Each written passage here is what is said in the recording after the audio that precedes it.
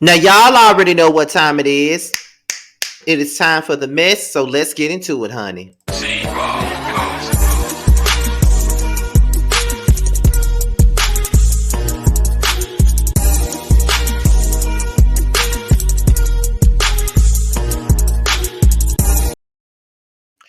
What's going on, you guys? It's be your boy Scotty by Nature TV, and we're here for a brand new episode of Yes for the Mess, okay? And we have a couple of things to discuss today on Yes for the Mess, all right? Now, before we get into anything, before we get into all of this shit, because y'all know we get messy over here on Yes for the Mess. We do. But before we get into all of the mess for today, we're going to talk about the first thing. First things first. Let's do a little bit of promotion for what I got going on tonight. Now, as you guys already know, the first episode of the year of Boys Night Out will be premiering tonight, but the time has changed. So I'm just letting you guys know, instead of 9:15 Eastern Time, it would be pushed back to 10:05 Eastern Time. So it's going to be about, let's see, maybe 55 minutes later than usual. So please tune in tonight. I know it's a little late, but tune in tonight for Boys Night Out at 10:05 Eastern Time,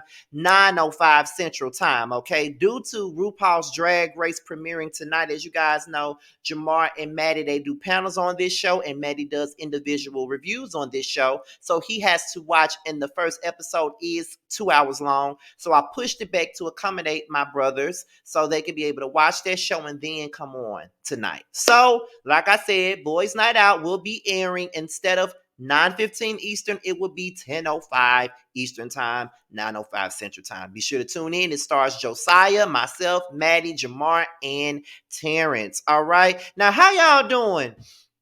It's TGIF. Thank God it is Friday. But even though I'm thinking God is Friday, I still gotta work tomorrow, and I gotta work every goddamn day up until Thursday. But I'm gonna do my best to give you guys the content that you guys want and definitely need. Okay. Now, without any further ado, let's get into the mess. So we're gonna start off on some light stuff.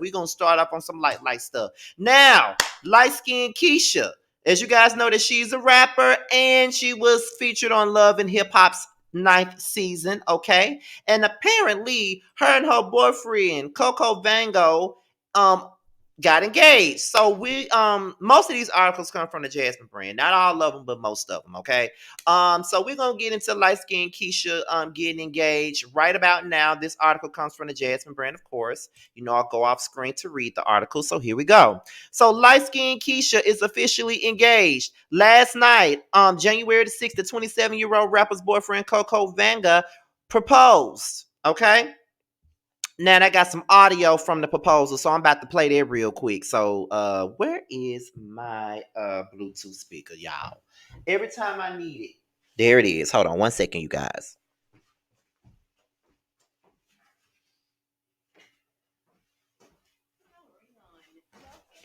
All right, I got my Bluetooth speaker, so here we go with the audio, child. Girl right here, so I really want to know in front of everybody, will you marry me?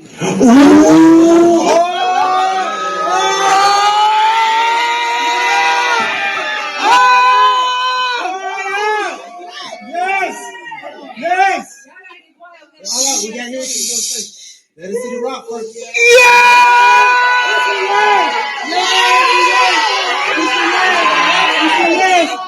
Hold on, yeah, give us some room. Give us some room. Yeah, give us some room. Give us some room. Give us some room.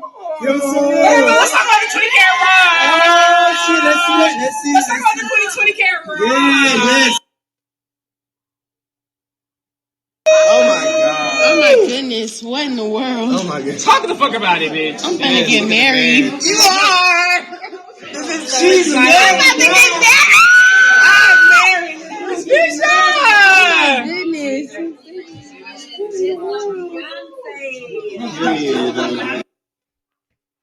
That was the audio from the proposal. Of course. Let's see. Light skinned Keisha, who currently stars on Power Book 2, Ghost, appeared on Love in Hip Hop Atlanta with her new fiance, with her now fiance. Congrats to them. Okay, so before we get into the next thing, I just want to say I like me some light skinned Keisha, and I'm glad that she's in a good place, and I'm glad that her and her man is in a good place, and I'm happy to see her get engaged and be in love. There's love in the air for every damn body. It's love in the air for me. It's love in the air for everybody else. Okay, it's love in the air, which is why my energy is just a tad bit different these days, because there's somebody out there that's making me smile and all types of stuff. So that's why my energy is just a little bit different, little less on the K Michelle, but a little bit more on who's in love, child. Who in love? Just a tad bit more on the Sierra. Just a tad bit more on the Sierra. Not all the way on Sierra, but a little bit more on Sierra. But I'm not on my K Michelle shit no more. I'm not the problem no more, okay? Somebody making me smile around this bitch, okay? Somebody is. Okay, so I just like love, okay? So, I'm glad that light skinned Keisha got her Prince Charming, you know what I mean? And she's a happy camper. I know that she is. And it's always nice to see somebody find somebody that makes them absolutely happy. So shout out to light skinned Keisha and her man. Um, I'm happy for her, y'all. Y'all know I like light skinned Keisha, so I'm very much so happy for her at this point. So, get that ring, girl, and get your man and walk down that aisle and let us see the pictures, let us see the videos, let us see everything. Cause baby, I am happy for you, light skinned Keisha. Do your thug thizzle, okay? Now, next up is the late and great young Dolph. Okay. Now, as you guys already know, back in November, he was assassinated back in Memphis at a local cookie store. And now they're saying that the person who offed him, his image has been surfaced online. And they were saying that he was standing close to him at an event. Okay, so let's see here. Yeah. So the article comes. So this is the picture right here, because I never did get a chance to get it, but this is the picture right here, and in the circle is the person that's with that is supposedly the one that did something to him. So apparently they had a close-knit relationship. Okay, so we're about to get into this article, child, from the jasminebrand.com, of course, and we're about to talk about it. We're gonna dissect it. So let's get into this article, honey. So more details have been released on the untimely death of rapper Young Dolph. Okay, as previously reported, a man by the name of Justin Johnson, who is age 23, is wanted for allegedly being involved in the fatal shooting of Young Dolph, who was born Adolph Thornton Jr., that took place on November the 17th.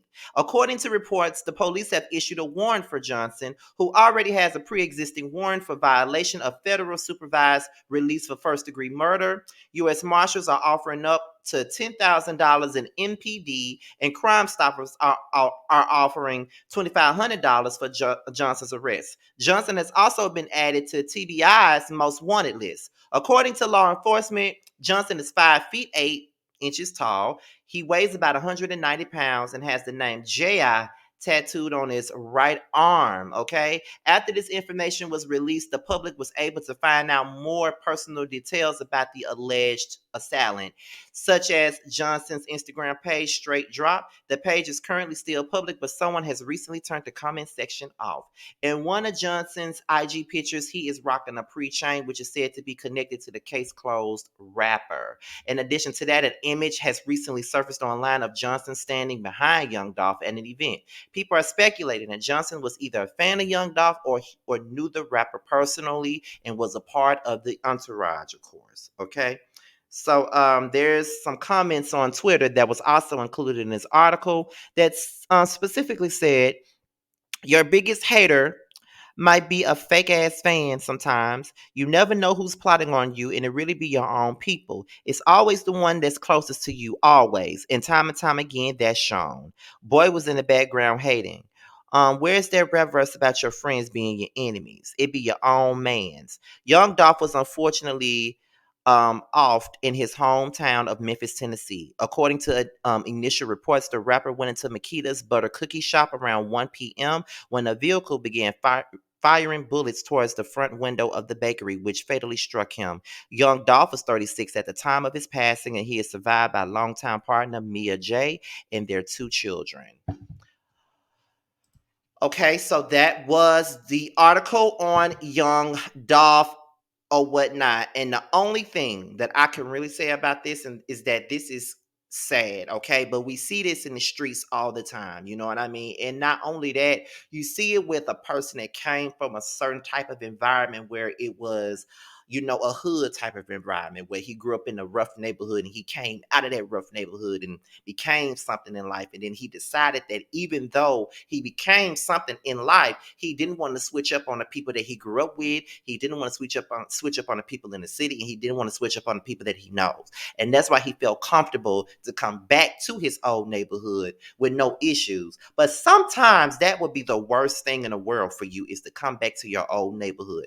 You know, with me, doing the things that I'm doing now and me getting the opportunities that I'm getting now and me contemplating my next move, sometimes I feel like, would it be worth it for me to come back home? Like, be all up in the streets and you know, giving depth to all of these different people who may be supportive online, but may be secretly hating on me just because I made it, mad because I made it. You know what I mean?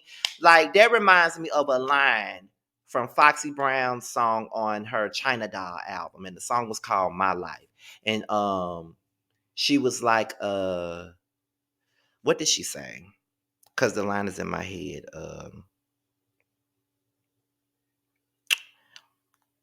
Let me see. Damn,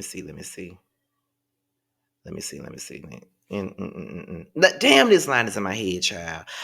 Listen, I'm gonna recite this line for y'all. I don't give a damn what nobody say. I'm finna recite this line to y'all because I really feel like that line is very significant to what we're talking about. Not necessarily the whole city thing and coming back to your city and doing all that with your city and stuff like that. I'm not sure if I mean, I know that that's not what it is, but you know what I'm saying? No. Let me see. Okay, I think I found it. So I had to look it on AZ lyrics, child, because I know the line. I just don't want to say it out of the way. She was like, okay, so this is what she said. She said, what she say? Okay, she was like, and if you only knew I hold my minks at night with cheap or no other hands could hold me right. My girls think the same. Guess it's cause the fame. Be smile in my face, then throw dirt on my name. Mad cause I made it. Now friends intimidated, hated. Then I'm in the same game as them with more fame than them. You know what I'm saying? Like, it's like sometimes when a person that grew up with you, like was in the trenches with you, and then you make it, and then you want to put them on game, and you want to do stuff with them and take them out of the predicament that they was in, and you want to show them new things, and sometimes they can secretly envy that. Now, I don't know how close this man was to Young Dolph, but to see him on a picture with him in the background while Young Dolph is doing his thing, that is kind of crazy. That is very crazy, and I really hate that, and I hope that's not the case. But you never know. Shit like that can happen, and sometimes it be the people that's the closest to you that would do something to you on the low. That's the thing that you call jealousy. So sometimes when people say, when you grow and you do different things in life, sometimes it's best to cut certain people off. I used to resent that statement because I used to feel like if you was with me in the trenches, then you could be with me in the riches. But sometimes it's not the case. Sometimes it's better off leaving people where they at, if they, because some people may not understand the type of life you live in now, and they may feel like because you were in the trenches with them, you owe them something. I don't owe you nothing. At the end of the day, I really don't owe you anything. You know what I mean? Like, I don't owe you nothing. I made it. I made it. And if I decide to bring you along the ride with me and enjoy this wealth that I have, then that's on me. But I don't owe you nothing. I worked hard and I grind hard to get to where I'm at. No, I haven't forgotten you, but don't think that you're going to get a free ride off of me just because I made it. You know what I'm saying? Like, nah, bro. So, you know, who knows what the situation was, but sometimes it could be the people that was in your circle. It could be the people that you love the most that will really do some foul stuff to you. And I think that's really messed up. But, you know, things like that happen every day, especially when it comes down to the street life. So next up, we got Peter Thomas. Now, Peter. Child, Peter is accused of owing $450K in back taxes from over a decade ago. I know Cynthia is somewhere happy as hell that she ain't gotta go in her pocketbook and try to find nothing else, child. Cause it's just like, girl, how many times is you gonna do this? You know what I'm saying? Like, how many? Like, what are you doing with your money, Peter, that you owing Peter, Rob, and Paul? You know what I'm saying? Like, you owe people so, child, you back in hot water with the IRS yet again, child. It's like you haven't learned your lesson. But we're about to get into it right now. So let's get into the article, which is also from the jasminebrand.com. So Peter Thomas is in hot water with the IRS again. Former Real Housewives of Atlanta star Cynthia Bailey's ex-husband, Peter Thomas, allegedly owes back taxes from over a decade ago. According to Radar Online, the entrepreneur owes over $450,000 in back taxes for an Atlanta restaurant that shut down in 2010. The restaurant was called Uptown Restaurant and Lounge. While it was running, Peter allegedly failed to make a total of 10 payments. Apparently, the missed payments were able to fly under the IRS radar until now. When the eatery officially closed its doors, Peter blamed the Great Recession, which began in 2007 and ended in 2009. Peter is being accused of not paying his taxes from December 2008 to December 2009. The ex-reality star could lose his assets if he doesn't pay off his debts promptly. And of this report, he still hasn't covered the $450,399.52 bill that he owes. Since his past restaurant failures, Peter has opened Bar One in Miami, which appears to be doing well. Peter has a history of financial troubles, especially in terms of owning restaurants. In 2019, the Jasmine brand exclusively reported that he was forced to close his Charlotte bar down over a tax lien. He racked up more than $200,000 in unpaid taxes. The sports bar called Sports One Charlotte was said to return without Peter. According to a source, the bar fell off the map due to Peter's inability to juggle his finances for multiple projects. At the time, Peter was working on Bar One. The same year he was arrested for allegedly writing fake checks. He was released after 6 days and denies the claims. His wife, Cynthia Bailey, sued him for an unpaid loan in 2020. They have since made a private settlement. Cynthia and Peter wed in 2010, the same year they began starring on The Real Housewives of Atlanta, and they divorced in 2017. Peter hasn't directly addressed the accusations. And child, he's not gonna address them. He gonna sit up here and say that the people lying on him for this situation in regards to his taxes. And child, everybody ain't lying on you, honey. Everybody is not lying on you. You need to pay your taxes. You really need to do something with your money, because the way that you looking like you ain't got no money, and the fact that you owe that much money back to the IRS is alarming to me. It's giving me very much so alarming. Very alarming. And I just don't know what to say about it. Peter, like, what are you doing with your money? I'm really trying to figure that out. Like, what are you doing with your money, and why aren't you able to do right? You know what I mean? Like, at one point, Cynthia was helping you pay your taxes, and it looks like that's the worst thing that could ever happen to you, is for Cynthia to leave you, because you can't even pay your own damn taxes. Something ain't right with that, Peter. Like, is you wasting your money on liquor? Are you buying a lot of weed? Like, what are you doing? Because this ain't no good look for you, boy. You really need to do something about this money issue, because it seems like you come up every other year owing taxes, having a tax lien. Like, it don't make no sense. It don't. And that was the reason, partially the reason why you and Cynthia couldn't make it, because you always had a financial problem. She always had to come out of pocket for you. So you need to figure some things out with that. You do. I'm not here to judge you, because we all have had financial problems. I mean, I have hit a financial rock myself, but I still managed to pay my bills on time. My rent was just paid yesterday, on time. My phone bill was paid yesterday, on time. And my light bill will be paid on Tuesday, on time. So even if I am hitting a financial standstill on certain things, and it's not because I'm not paying my bills, it's because I'm taking care of everybody besides myself. That's the reason why I hit one. But even though I'm taking care of everybody besides myself, I'm taking care of my mom, I'm taking care of my brother, I'm taking care of me. You know what I mean? I'm looking out for other people. I'm still able to pay my bills. I'm still able to have gas put in my car. I'm still able to put groceries in the house. I'm still able to do what I need to do. You know what I'm saying? So you need to figure that out. You need to figure that out. For real. Because my ass sitting up here working at Kroger and I can pay my bills. So I know you can pay yours and you are an entrepreneur. You know what I mean? That's why I'm saying I'm not judging you because we all have had a financial slump before. But Peter, like, is it that you don't have the money or is it that you just don't want to pay these people? It's one of the other. You got to pick your poison. Either you're going to pay these folks or you're not. Period. So we're going to move on from Petra Thomas and we're going to move on to Jason Derulo, child. Let me tell y'all something. I don't even know not one song by Jason Derulo, but one thing about it, Jason Derulo can have my whole chick. Like Jason Derulo is so fine to me. Like that's the only thing that I know about him. He's fine as fuck to me. That's all I know. Okay, I don't know not one song by him. The only song that I know about him is the two songs he did with K Michelle. He did with song with K Michelle on his album called Love Like That, and he did another song with K Michelle called Make a Bed on her album. That's the only reason why I even. That's the only two songs I know by Jason Derulo. That's only because of the fact that he was doing songs with K Michelle. But apparently he lost it in Vegas because some dude called him Usher. So because of that, he then got into a physical altercation because somebody called him Usher. Child, let's get into this article that is also from the jasminebrand.com, honey. So Jason Derulo was making headlines over a physical altercation. The singer was spotted in a fist fight with two men at the Las Vegas Hotel Aria.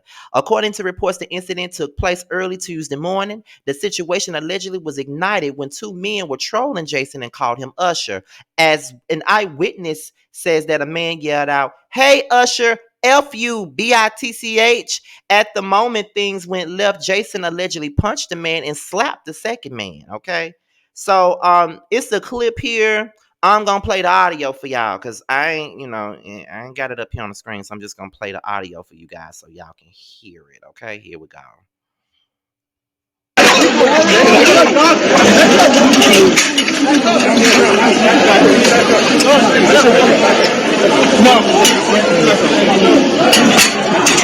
Let's back up. Yeah, nice.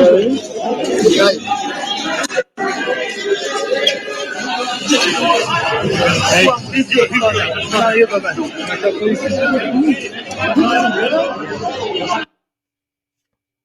Jason was put in handcuffs and was removed from the hotel, child. So Jason Derulo done got his ass out there and he is fighting. Okay, he is showing the people what he made of, child. That's what it seems like to me. And here's my thoughts on this situation, Jason. Okay, so when I first heard about this, because we're gonna talk about this on Boys Night Out too. But when I first heard about this, you know what I'm saying? I thought that he was just upset because somebody called him Usher. And in the back of my mind, I was saying, ain't nothing wrong with being called Usher. Usher is an icon. Usher is a legend. That's who you're one of Usher's sons if you really want to be real about it. So it should be a compliment to be called Usher. That's what was on my mind. Okay, that's what was on my mind. But then when the article continues and it said Usher FUB, you know what I'm saying? Of course he went and punched him and slap boxed the other one. You know what I'm saying? Now I ain't saying that violence is the answer, but I definitely understand why he did it. But I never knew that Jason Derulo had that in him. I just did not know that he had that in him. I wasn't privy to the information. I didn't know, child. I didn't know, and it makes him even more finer to me, child. It does. But to each his own, Jason. I hope you don't have to do no time or nothing. I hope you ain't gotta get no charges filed against you and no shit like that. I just hope that it don't get that deep for you. But that's it on Jason Derulo. Now let's move on to Marlo Hampton, child. Now y'all know that Marlo Hampton has gotten a peach, and she's letting the whole world know that she got a peach, and also letting the whole world know how happy she is to have said peach. Okay. Now she's sitting up here saying that Kenya Moore wasn't happy about her having a peach, and she tells us how she found out about her promotion from friend to peach holder. Okay, now we're about to get into this article, which is also from the jasminebrand.com, child. So let's get into it. That's Josiah texting me, y'all, but let's get into the article. So are you ready to see Marlo Hampton as an official Peach holder for the upcoming season of The Real Housewives of Atlanta. Okay, Marlo Hampton first appeared on RHOA in 2011 for season 4. Even though the fashionista has been a key feature on the popular reality series for years, it wasn't until October 2020 that news broke that Marlo would be promoted from friend to the show to the main cast. I guess they mean October 2021. In a recent video posted online, Marlo Hampton shared how producers of RHOA revealed to her that she'd have her own Peach for season 14. She said, "How does it feel to finally have a Peach? It feels freaking amazing. The day I found out I got my Peach, I got a phone call from Herm saying, 'Your Birkin is in.'" Marlo shared that while she was out shopping, production called her and bugged her to quickly get home. And she added, "So I get to the house and I press the garage opener and there's like production in my garage with peach flowers and they're like, 'Congratulations.'" And I'm like, "What?" During the video, Marlo also addressed how she thinks her RHOA cast members feel about her being a part of the main cast lineup. She said, "Kenya, dagger to the heart. I'm here, BI. Move over more. Make room, diva. I feel that Candy is happy, but I feel that it was a shocker. And I feel that Sheree is super excited about me having a Peach." As previously reported this past fall, the official cast for season 14 of RHOA, in addition to Marlo, is Peach holder returners, Candy Birds, Kenya Moore, and Drew Sidora, as well as OG housewife Sheree Whitfield, who was last part of the cast in season 10. Four-time Olympic gold medalist Sonia Richards Ross is a series newcomer and has a Peach as well. Prior to her getting her promotion, Marlo shared in an exclusive interview with the Jasmine brand that her fans deserve to see her hold a Peach and share more about her life on RHOA. She said, "I'm at the point now where I care for the Hamptons, my fans, and the Hamptons want to see more of me. The Hamptons deserve to see more of me and really not have to make up the story. But I care now for my fans, because the Hamptons made me who I am today. So I do feel that they deserve to really come into my life because people painted this picture of who they wanted me to be and wanted the world to see me as, and it's nothing like that. I'm totally different." Okay, so that was Marlo Hampton. Now, here is what I got to say about that. Now, child, Marlo, I didn't know you had no fan base. I honestly didn't know, and it ain't even me being shady. I did not know that you had a fan base that was that deep like that, child. I wasn't aware, and I didn't know. I'm just saying. However, I wasn't too happy about her having a Peach when I first heard her getting one, because it's, for me, it's like, this girl, like, what does she need a Peach for? Like, what is she gonna give? Because you know what I mean, like, all she gonna do is turn up extra for the camera.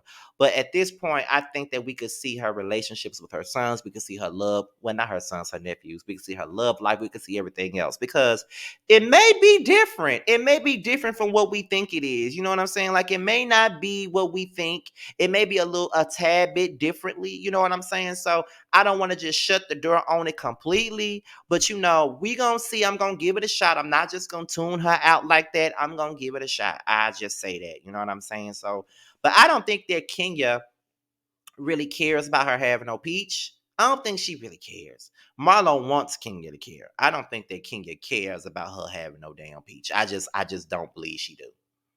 But that's just me. So next up is Jim Jones and Mama Jones, child. So y'all already know that Jim Jones um set the internet on fire on the Lip Service podcast, when he set up there and told these folks that he learned how to tongue kiss from his mama, and everybody in internet land was a little bit outraged by that, child. So we gonna get into this real quick now. This is the last article from the jasminebrand.com. The next article, the last article that I got that I'm going to give y'all is from page 6. But however, this is from jasminebrand.com, and they got the original story, and then they got the update from the story.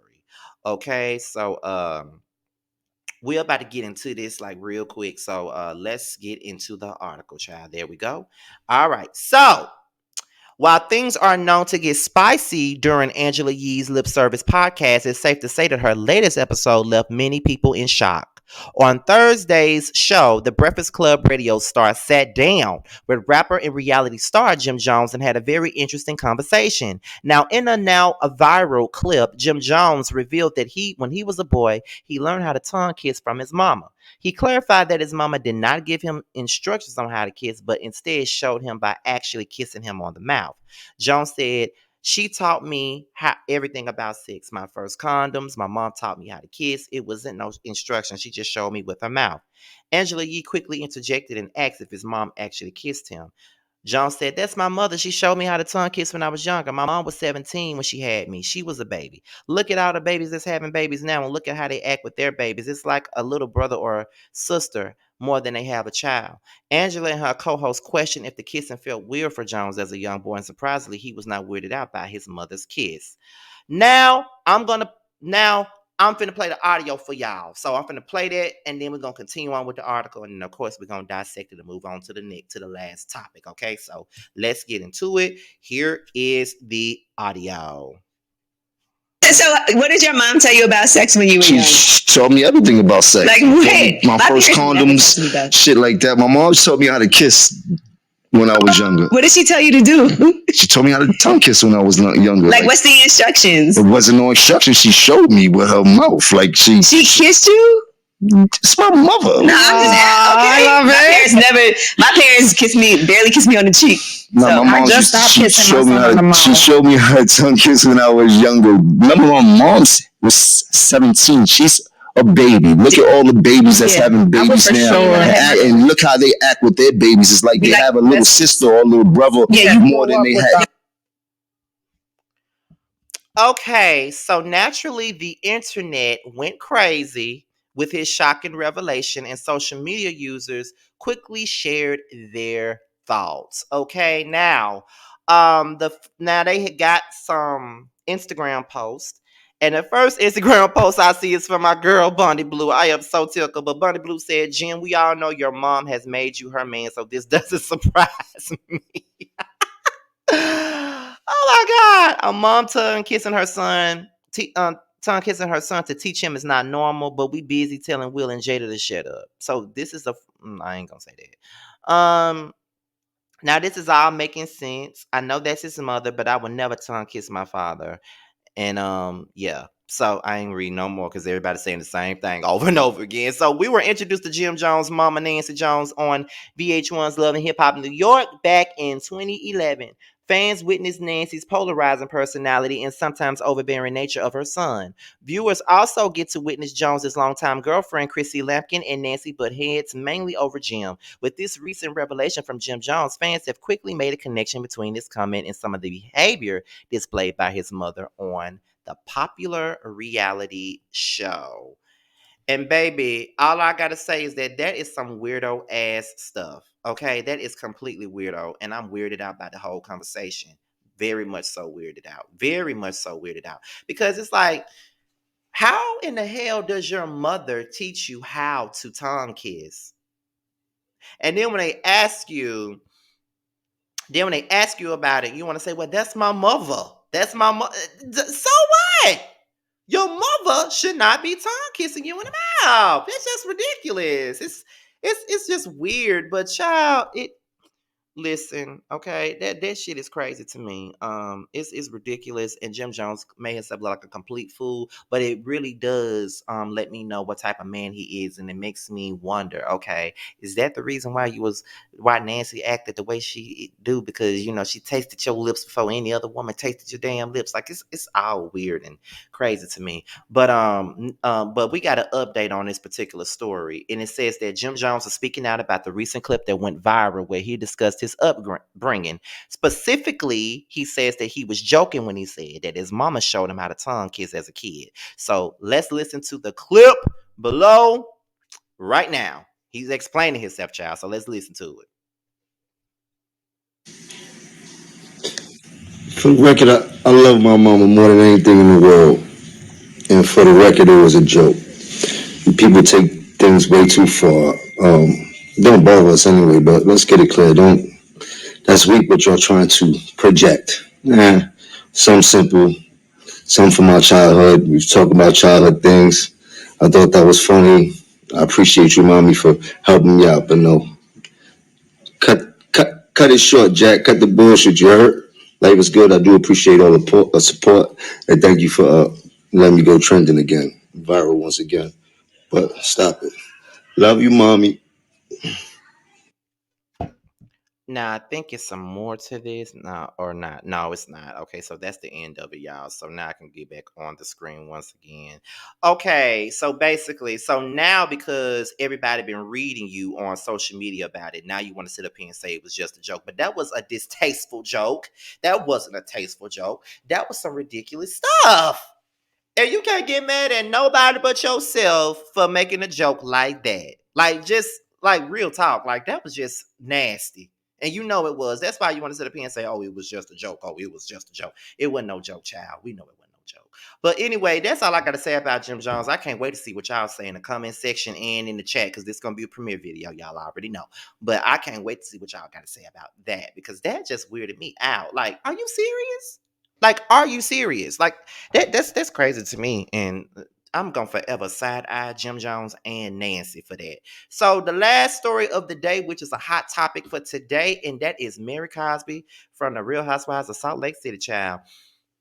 Baby, they done said that she bailed out on the Real Housewives of Salt Lake City reunion, and they said that she ain't coming back to the show for a third season. So, child, let's get into this last story of the day, and this article comes from page6.com. So, Mary Cosby was a no-show at the Real Housewives of Salt Lake City reunion because she was scared of being grilled over her season 2 controversies, okay?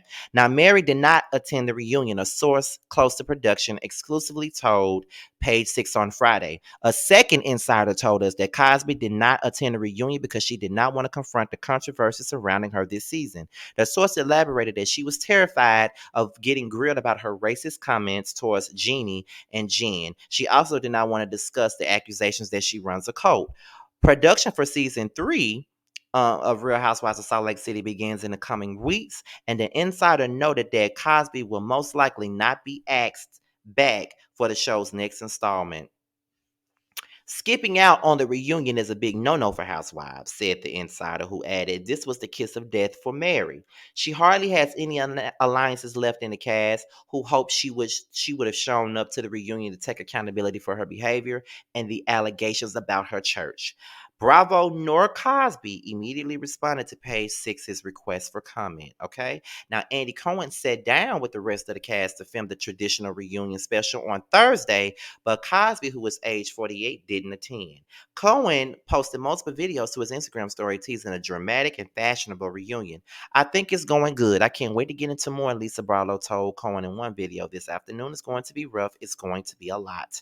In another video, Cohen T. Shaw's outfit was not least not the least bit dim. Ugh, can't pronounce that word. I'm sorry. He also hinted that Meredith Marks had gone with feathers for her fashionable look. I'm excited for everyone to see this today.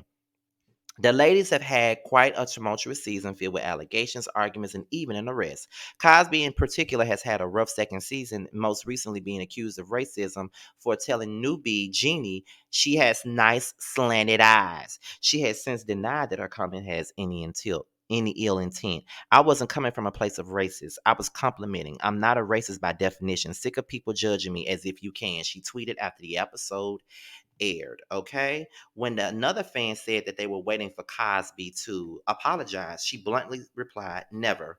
Prior to that, she called Jen Shaw a Mexican thug.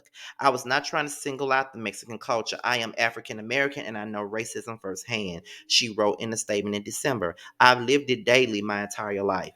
Cosby has faced allegations that she secretly operates her Future Temple Pentecostal church as a cult and manipulates members into draining their bank accounts to fund her lavish lifestyle. The religious leader has previously denied these claims. The Real Housewives of Salt Lake City airs on Sunday nights at 9 p.m. Eastern Time on Bravo. Okay? So that was the article from Page Six. And child, listen, this is all I'm gonna say about the matter because I've been started watching Salt Lake City. But all I'm gonna say is this: they do need to put it in these people's contracts that when you sign up to do this reality show, you really need to come to the reunion. You ain't gonna get paid if you don't come. The only way you will still get paid and not come is if you sick. And even then, we're gonna need you to show up virtually. Because no, y'all cannot keep getting away with not going to the reunion. Like why turn the hell up all season? Why show out the whole season? And then when it's time to take accountability for your actions, you don't want to do that. You know what I'm saying? I think that that's ridiculous. You feel what I'm saying? I think that's completely ridiculous that you don't want to show up because you don't want to be held accountable. You can't be getting away with that. Ain't no way you can ain't no way you can keep getting away with that. You gotta stop doing that at the end of the day. Like you really do. You gotta stop doing that. You gotta show up. Like it makes it seem like the allegations against you are true. You do run a cult. You do this. Because let me tell y'all something. I don't put nothing past any woman that would sit up and marry a man that their grandmama had already. Ain't no way in the world I will be able to trust her. You can't trust a woman that would marry their grandmama's ex-husband. You can't do that.